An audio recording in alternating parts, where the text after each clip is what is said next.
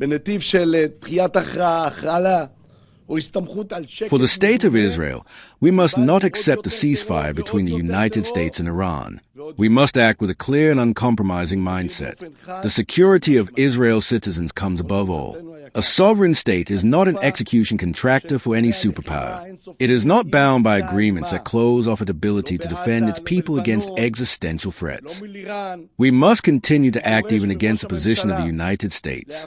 Yes, we are an independent state, and we cannot stop destroying houses in southern Lebanon. I think the Prime Minister understands very well that we have no other option. We have no option not to respond. Bibi's Hawkish minister rejects the U.S. Iran truce and urges Israel to keep fighting. Israeli minister says Israel must not accept the Trump-backed deal with Iran. U.S. Vice President JD Vance moves into damage control mode as Washington's Iran Memorandum of Understanding rattles Israel. Vance says the U.S. expects Israel to eventually come around and back the Iran agreement. Vance acknowledges differences with Netanyahu as the Iran deal exposes strains between allies.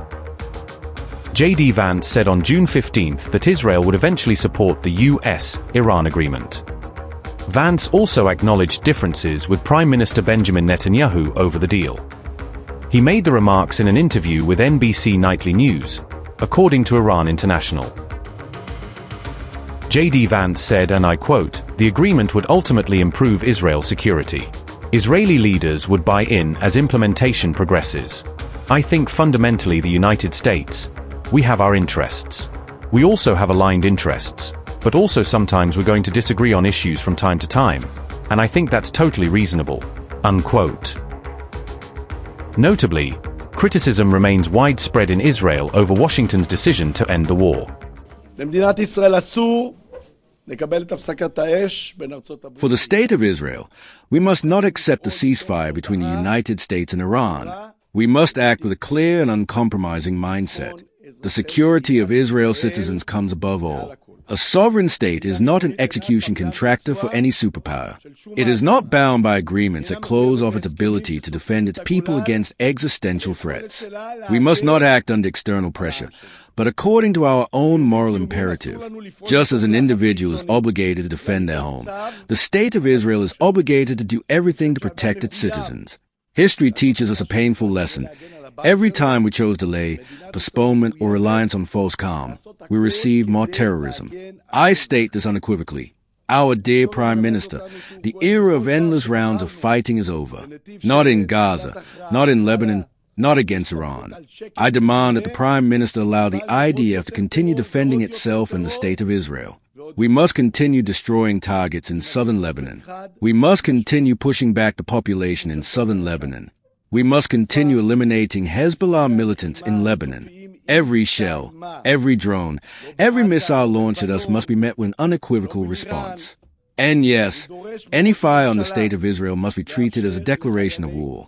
In war, one seeks decisive victory. And when a security opportunity arises, it is our moral duty to complete the mission. Stopping halfway is not an option. We respect and appreciate the friendship with President Trump. We love him. We value the deep alliance between the United States and Israel. But the direct responsibility for Israel's security lies with the Israeli government alone. Israel must maintain full freedom of action, full operational flexibility, and the ability to defend itself at any time and in any place. My dear Prime Minister Benjamin Netanyahu, in moments like these your leadership is being tested.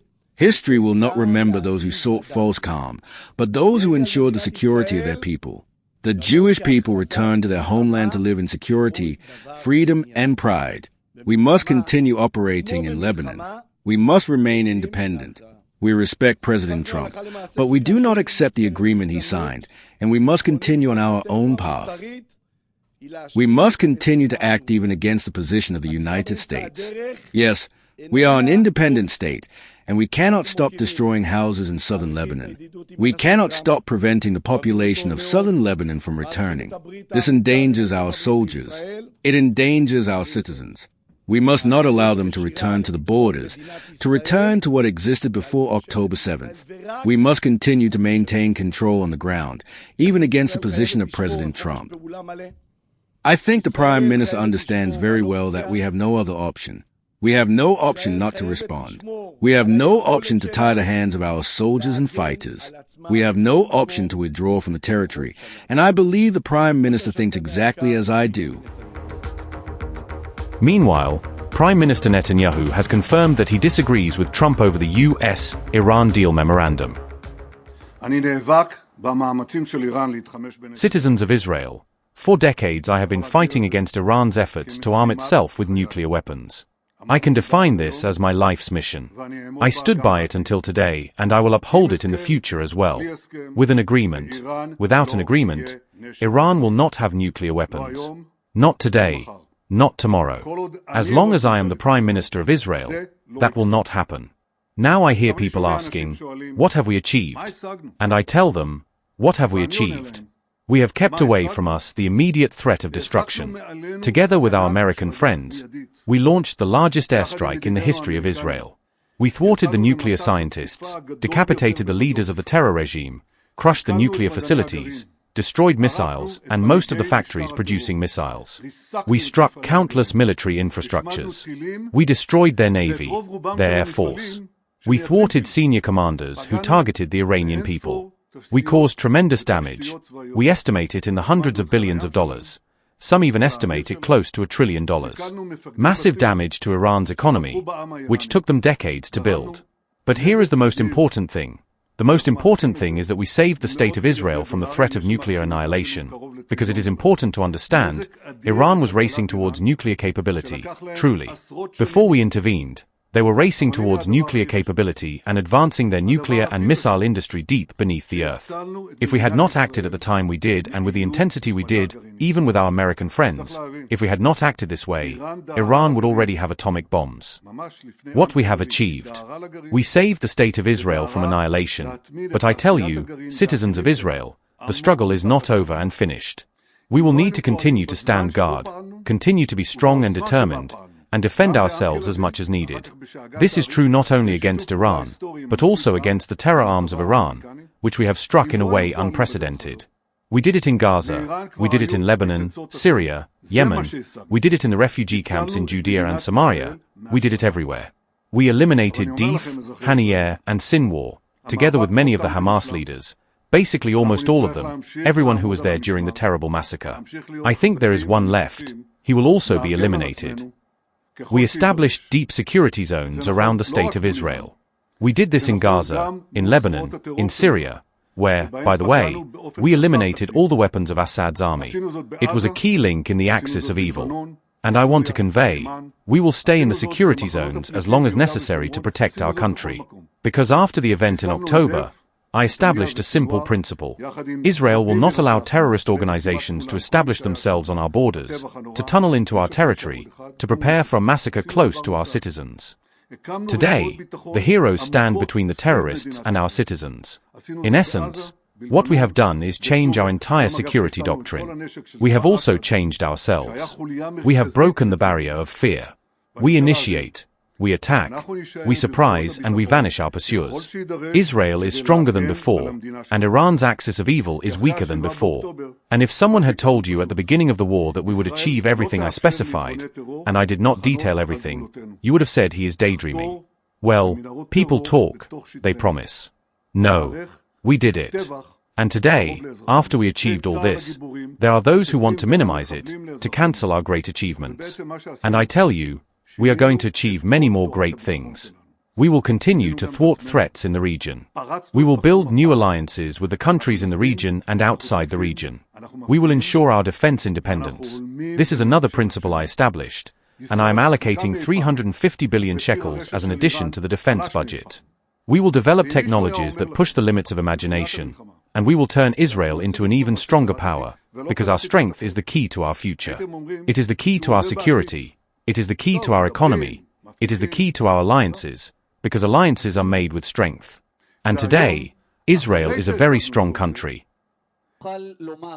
You can also tell the American president what are the red lines of the state of Israel. Will you attack Iran alone again? And will you attack in Lebanon independently?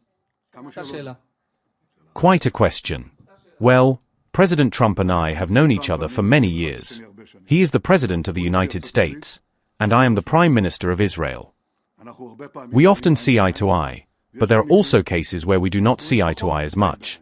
I am responsible for the security interests of Israel. I stand by them, and I want to tell you how we uphold them.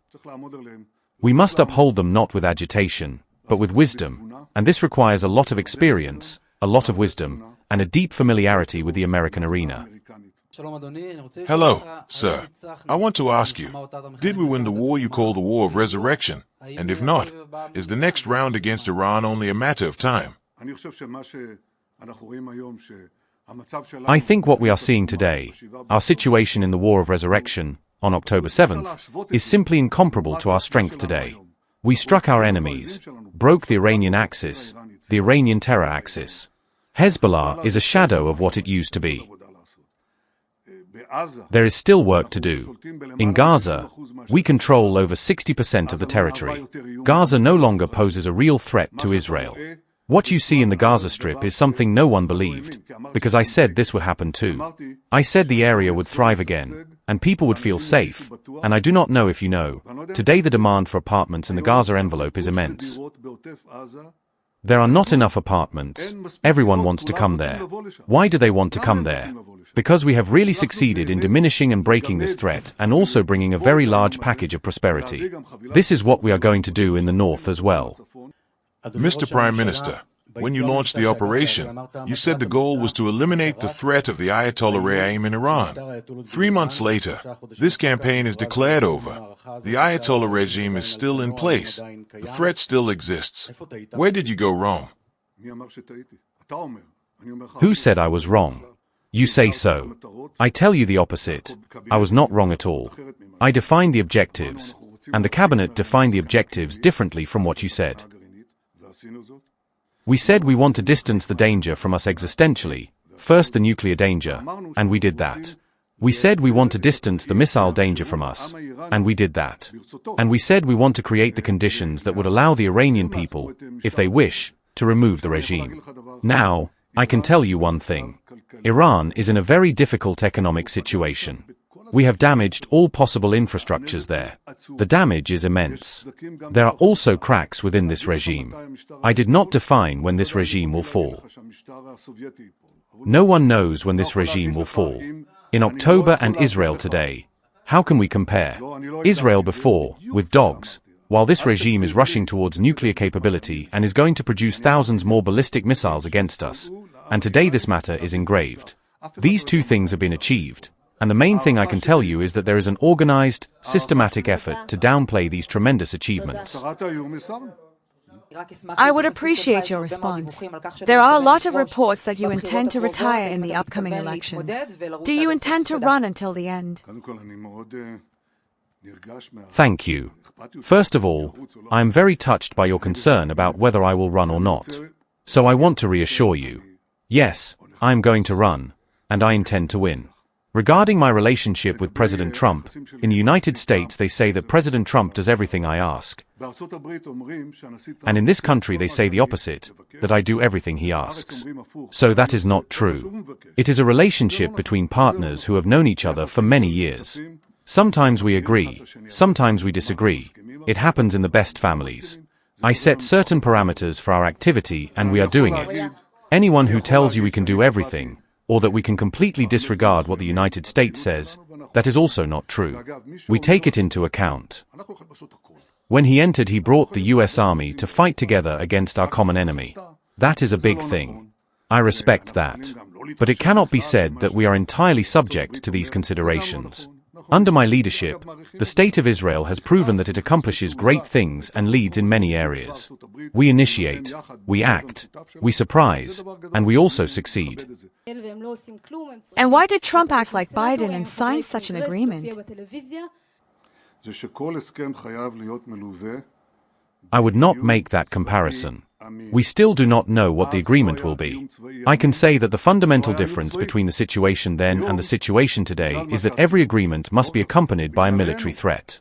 There was no military threat then. Today, because of what we did, there is a reliable military threat. I can speak about my commitment as the Prime Minister of Israel who devoted most of his adult life to preventing Iran from obtaining nuclear weapons. If I had not done the things I did over the years, Iran would long have had atomic bombs. So they do not have them, and I do not intend for them to have them. This goal is simple. Iran will not have nuclear weapons. Regarding Lebanon, we created a buffer zone there, a security zone, and we will remain there as long as necessary. Iran wanted us to withdraw from there, but that did not happen. I was very firm on this issue, and I believe our American friends respect this determination.